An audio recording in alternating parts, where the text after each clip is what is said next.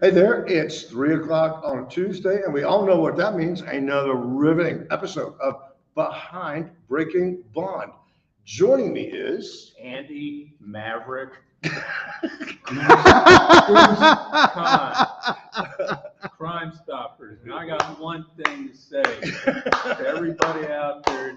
If you saw this hard-hitting story last night about this goose, you know, in my 32 years on television, the first time I ever do a story about a goose, and he won't let me live it down. not only that, but I can learn more. It says here examining African geese, right? This is, you know what? We're just going to talk about the goose because I can't follow up with somebody named Maverick. I'm not talking to you anymore. I'm going to talk to Ken. Ken, please introduce yourself.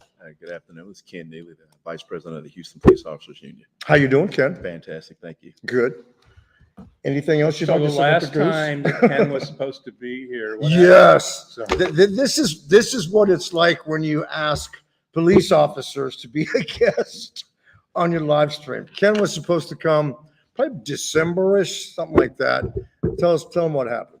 Well, we'd already coordinated. I planned on coming. I was looking forward to coming to, I forgot what the topic was. I was excited about it. I Yeah. even spoken to you, and about 10 minutes before I arrived, I'm also one of our hostage negotiators assigned to SWAT.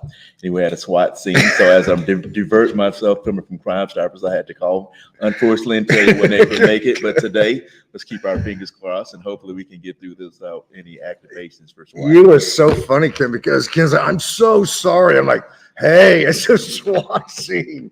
I get it. SWAT scenes take precedence. So what's it like now? What are you hearing from the rank and file with the whole? Are they still dealing a lot with the same defendants over and over again that are out on bond? You know, it's still the process that our guys, our patrol guys and investigators, it's the process that they see. Guys are out on multiple bonds. They make bond. They commit a crime, make bond. While out on bond, they still commit other crimes. It's almost like a revolving door process. So a lot of investigators, as well as the officers, because patrol officers know who the bad guys are in the area. So they are getting accustomed to just seeing those guys as a revolving door process. And we've seen instances where police officers were shot and killed by defendants out on multiple bonds.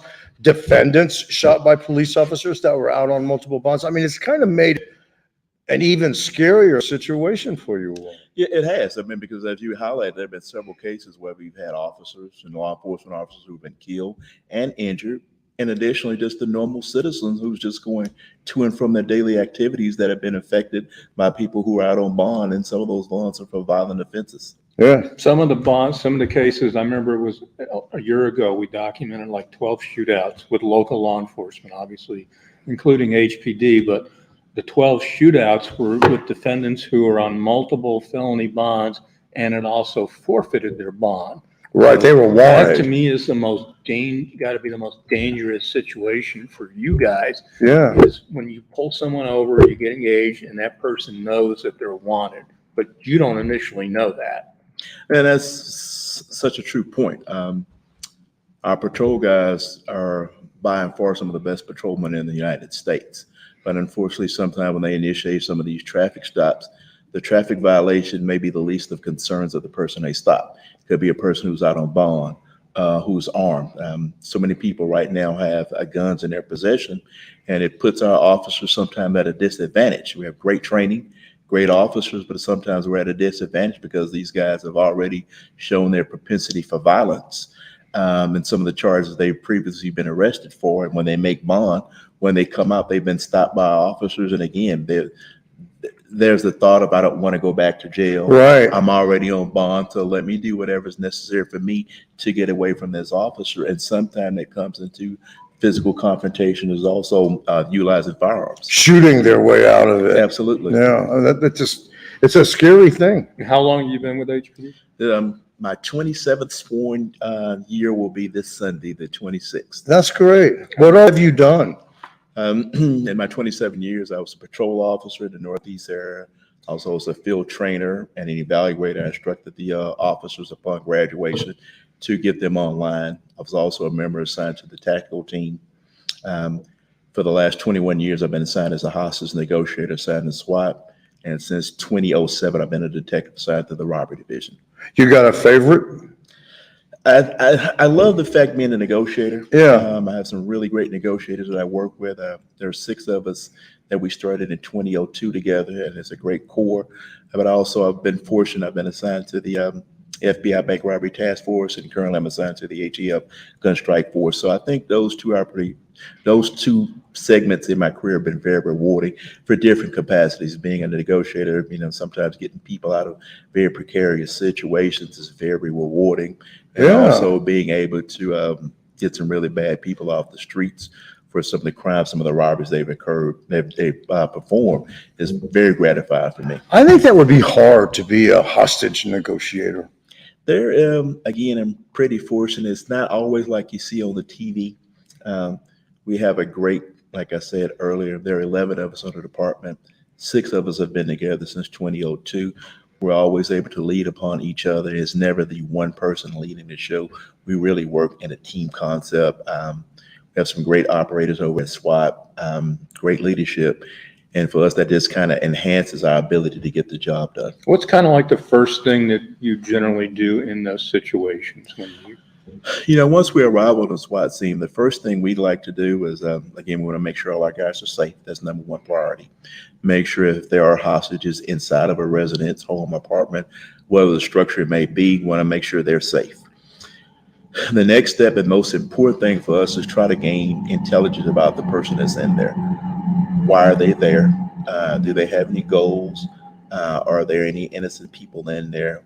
We try to talk to the family members, friends, co-workers, other people who may be able to provide some additional information to us, because our ultimate goal is to always resolve all situations peacefully. You'd have to stay calm through the whole thing, right? It's something that's a trait and characteristic that's really Yeah. necessary. And again, I have a great group of guys that I work with, and it makes it really easy. Even though there's a very precarious situations, having a great group of guys and girls that I work with just makes it so easy. And you'd have to be able to relate to all different kinds of people. You do. I mean, that's why the members of our Houston Police Hostage Negotiating Team, we come from a variety of backgrounds and careers, demographics, education level, professional aspects, and it just makes it really good because it's such a eclectic group of people that I work with, because we have a very diverse city. So Could you be a hostage negotiator? This would be you. I said, get out now. All I would do is I would bring Maverick the goose with me and say, I'm going to let this goose in there if you don't come out. How's that? I would probably be So- a terrible hostage negotiator, because I'd be like just screaming at him to come out. Kind of like the Dog Day Afternoon Right. type of movie, where they do that. But one thing, and it's going back to where you are now, robbery, right? Correct. Yes, sir. And we've seen a lot of cases involving repeat habitual robbery suspects that are continually released. And I've been doing this for 30 years, and I tell people, I said, and again, I don't mean this to come across sounding cold, but I find robbery cases, robbery defendants, and particularly those property offenders, to wreak more havoc on a community than most violent. Most people don't go around killing people Right. for a living, but they will go around robbing you for a living. And I always say those are the ones that actually wreak more havoc and damage on a community. Yeah. And that's a pretty accurate assessment. I know our numbers of the homicide division of the Houston Police Department has done an exceptional job over the last few years, stemming the increasing numbers of murders that we're having in Houston and Harris County. And those numbers have gone down. In that same token, we've been able to stem and curb the amount of robberies that have happened in Houston and Harris County. But there are far more robberies that take place in Houston, Harris County than murders. So, I mean, Yeah. probably 10-1. Right. No ands and buts about it. They strike so much fear in people. You're coming home from the grocery store. You're just going out on a night of the town for your family. You're shopping, and unfortunately, sometimes These people who have no concern about anybody else other than their own concerns put people at fear. And it's a very unfortunate situation that our citizens in Houston and Harris County sometimes have to adhere to. It happened to me in 2009 where somebody put a gun to my head and go, give me a wallet, blah, blah, blah. I'll never forget it. I was with a friend and we had gone to like a convenience store. And I'm in the passenger side. My friend was driving, and I'm just like looking straight ahead, and he just opens the door, and then there's another guy with a gun to my friend's head, and give me one, give me one. And like I'm getting my wallet. My friend's like, I don't have a wallet. I'm thinking, oh my God, we're dead. And I was so scared, and it was like just like that, they were gone. And I felt so, you have this, wow, I'm alive feeling that. You were lucky. I was. I really, really was. You're very lucky. And what you describe, unfortunately, happens more often in the city than people would actually know. I think we're doing a really great job in stemming some of those crimes, but it's a very horrific situation for people to be in. Yeah. You're typically not expecting somebody while you're sitting in your vehicle getting ready to leave to approach you and put a gun at your head. And there's a lot of fear associated with that, and there's there's some traumatic experiences that take place with that. So again, these guys that are committing a lot of these aggravated robberies in Houston, that's why we focus. I go back to tremendously the hard. case involving the off-duty New Orleans police officers at the Grotto. Yeah. And I go back to that because that started off as a robbery, That's correct. right? They were trying to jack them for their jewelry, right? Yeah. And they're just sitting outside in a upper place in the Galleria. A nice Saturday, place. On a Saturday 5 afternoon. p.m. That's the last thing you think is someone's going to come up to you and start trying to take your jewelry away from. But one of the guys, and one of the reasons I bring one of the guys that was charged in the capital murder was 19 years old. He was on 5 felony bonds in 2021 alone. That doesn't include his prior history as well. And I tell people, I said, you know what? It was kind of fairly obvious to me or anybody, that's looking at this is going, this just isn't working out for you, dude. Every time and I'm going, now you got a 19-year-old that's looking more than likely at either a potential death sentence or life without parole. I said, do you think you're doing them any favors by continually releasing them when it's kind of fairly obvious this isn't working? And I use that as a case example. A lot of times you're not doing the offenders any favors because their crimes end up escalating. Well, we've talked to defense attorneys on the live stream before who say that sometimes that's cooling off in jail for a while is the best thing that could have happened to their client. I mean, especially if it's some sort of drug thing where, okay, you need to sober up or whatever and kind of get your head on straight. I mean, for some people, spending a few days in jail could benefit them and their current situation that they're in. That is definitely the case. I think sometimes you take somebody out of that element. Those opportunities don't present themselves, not only to hurt themselves or hurt other people by having them isolated. Sometimes that lets them maybe get a little bit of clarity. Yeah. Sometimes they're in stages that's induced by drugs, alcohol, desperation.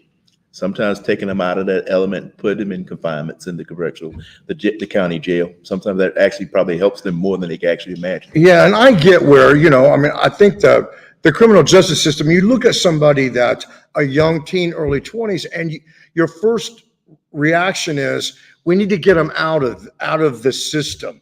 And you can with some defendants, there's no doubt about it. But like Andy was saying, if somebody is repeatedly breaking the law, I can't imagine that all of a sudden they're going to stop doing that, right? Correct. Sometimes recidivism is such a factor in guys coming in and out of the jail judicial system. Sometimes people just have it in their heart to be evil. Yeah, and right. People sometimes have it in their heart to be evil, and regardless of what type of mechanisms that are set up in place, when given the opportunity to get back out with the rest of the population, they revert back to what they know. Right.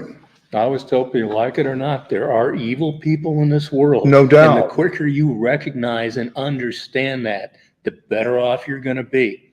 And that's just reality 101. It's got to be frustrating for you, and especially being part of the union, to watch your staff diminish in ranks.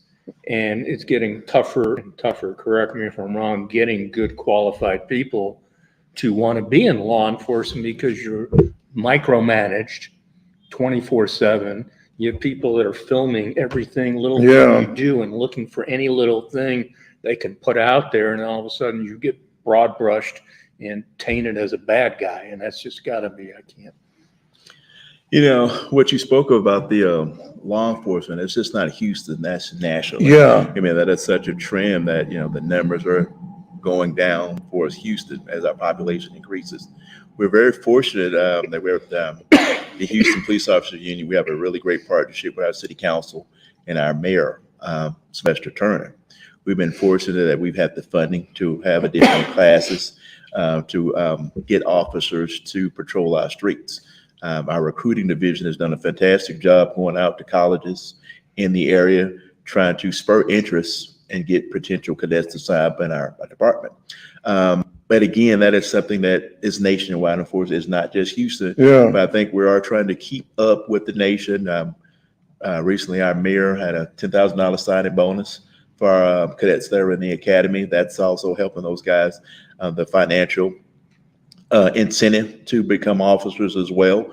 And I really think that we're going in the right direction to keep up with the rising population that Houston is taking on. I've never understood, historically, law officers have been paid low. Teachers, it's like, you got to have good teachers, you got to have law enforcement officers, but you would think as a society, we would reward them more financially than we do. I've never really quite understood that. You would think that, you know, like you mentioned, you know, the education, you know, it's a passion. You know, you really have to love being a servant to others. Yeah. And the same thing with law enforcement. You know, you really have to love what you do. You know, really look at it as work. It's a Yeah. calling, It is Right, actually yeah. a calling in life, and sometimes the rewards are within and not just financial. The financial compensation, of course, is great, and it Yeah. helps with recruiting. But you know, I think teachers, the nurses, firefighters, you know, I definitely think that should be paid a little bit higher. But that's just my personal opinion. You have to kind of want to be, you want to help other people. We have a couple of comments. First of all, Eric, one of our viewers, is saying congratulations on 27 years. Yes, congratulations for that. Thank you so much. Deidre says, hello, handsome men from Sydney, Australia. Who's that? Who are they talking about? You. Andy? They were talking about Andy. I'm at the goose. I'm at the I'm goose. talking about Andy. That's what Goose a over goose there. That's a nice looking goose. And says, keep up the great work exposing supported judges. Thank you. Supported judges. And Deidre also says, so if a person robs a person at gunpoint, aren't they worried that a person that they are robbing may also have a gun? That happens sometimes, right? That has Korea happened 101. Yeah, recently. exactly. Mr. Clark can speak of recently, maybe 6-8 weeks ago. There was a suspect who committed a robbery at a restaurant, and one of their patrons inside of the restaurant produced a handgun and actually fired and shot that suspect inside of the store. I mean, that is something we are starting to see more and more often. We have so many people who have guns, and then people that have concealed handgun license. Yeah. We just like to make sure that everyone is trained and having restraint. Sometimes when you do produce and use that firearm. So, but that is something, that is a factor we definitely look at. But kind of the downfall, someone did a story last week about this. You've got more people that are arming themselves, but they also are leaving guns in vehicles. And so there's more people stealing guns out of vehicles. Right. In the Houston Harris County area, I think this previous last year in 2022, there are a lot of burglary of motor vehicles. And like you said, so many people sometimes leave their weapons inside of their vehicle. And, those people that are committing those burglaries, they may see a backpack or a laptop, and once they get inside, they may see a gun that's hidden under the glove, under the seat, the glove box, or the armrest. So, we always stress that if you are carrying a weapon, unless you're in a place where you can't take it inside, leave it at home. Don't leave it in your car, because all you're doing is arming a criminal. Yeah, You're arming a criminal. that's true. You know, tonight, and going back to what we were saying about young defendants, and we're going to be looking at a couple of them tonight, of people that were under the age of 20. One was 17, one was, I think, 18, both charged with murder, and both had been out on bonds, and some of them, while on bond, have also picked up additional offenses as well. And that's the age that I'm seeing of people that are getting murdered and getting younger and younger. And it seems like the offenders are also. Yeah, so getting you have younger. teenagers killing other teenagers. Yeah, we do. And that's, like I said, that's a trend that's upward.